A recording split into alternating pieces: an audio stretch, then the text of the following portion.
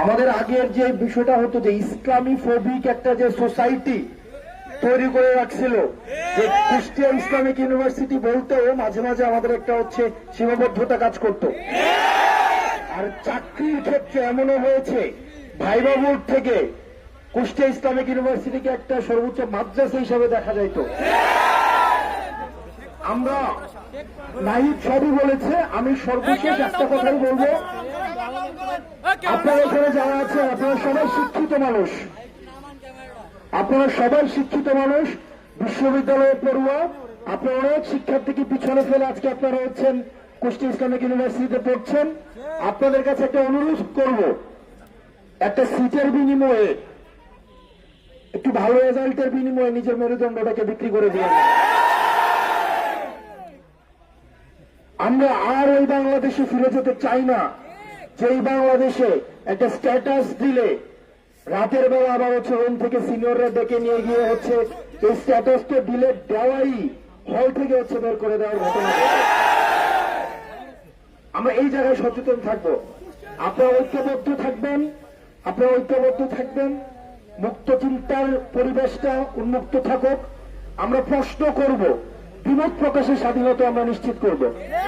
সবাই আমার সাথে একমত হবে এটা কোনো মুখ্য না। এই যে আমরা এখানে অনেক মানুষ আছি, আমাদের আপনারা অনেক জায়গায় দেখেন আমি অনেক জোরে জোরে কথা বলি, এরে হুমকি দেই, এরে ধমকি দেই, এটা আপনারা দেখেন। আবার আপনারা আবার আরেকটা চেহারা অনেকেই চিনেন যে ক্লাসের মধ্যে আমরা কতটা ইন্টারেক্টিভ ভাবে আমরা হচ্ছে ক্লাসে কথা বলি। আমার কাছে মনে হচ্ছে আমি আবার ক্লাসে এসছি। এই যে দেখেন আপনারা যে এখানে আছেন, অনেকে টুপি পরে আছে, অনেকে হিজাব আছে, অনেকের হিজাব নাই, অনেকের মেকআপ আছে, অনেকের মেকআপ নাই, অনেকের দাড়ি আছে, অনেকের দাড়ি নাই, অনেক হচ্ছে মুরগি পছন্দ করে, অনেক হচ্ছে মাছ পছন্দ করে। এইটাই ডাইভার্সিটি। আমাদের সোসাইটিতে সবগুলো এলিমেন্টস নিয়ে হচ্ছে আমাদের সোসাইটি গড়ে ওঠে। আমাদের সবাইকে নিয়ে আমাদের থাকতে হবে, সবাইকে নিয়ে আমাদের চলতে হবে। আমাদের এই যে মত পার্থক্যটা, এই মত পার্থক্যকে আমরা এন্টারটেইন করব, আমরা দ্বিমত প্রকাশের স্বাধীনতাকে আমরা নিশ্চিত করব।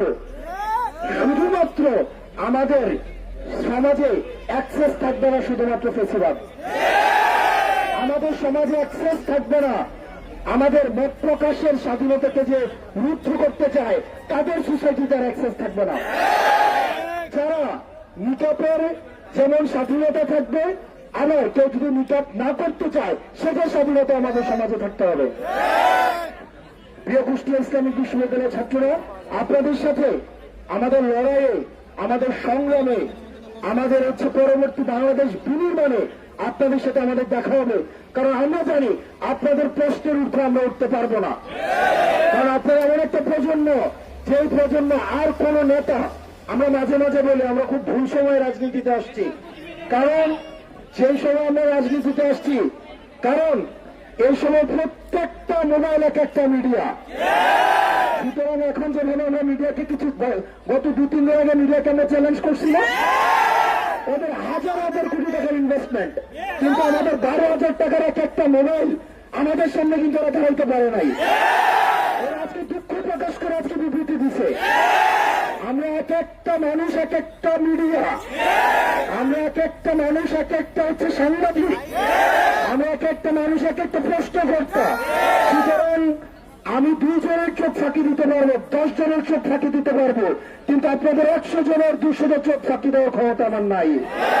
সুতরাং রাজনীতি, আমরা বলেছিলাম যে রাজনীতি আমরা রাজনীতিবিদদের জন্য কঠিন বানিয়ে দিব, এবং সেটা আমরা করতে পেরেছি।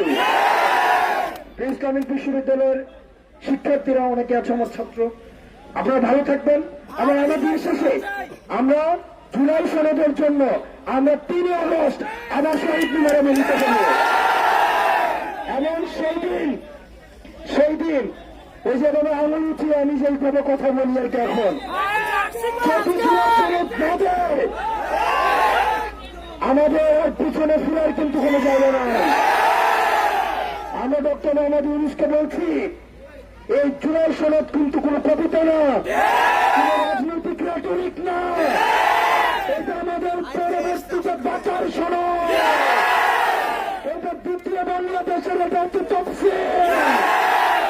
এই জুলাই সনদ অবশ্যই দিতে হবে। আমরা 3 অগস্ট ঢাকার শহীদ মিনারে আমরা মিলিত হব। আপনারা সবাই ভালো থাকবেন, সুস্থ থাকবেন। আমি আপনাদের ক্যাম্পাসের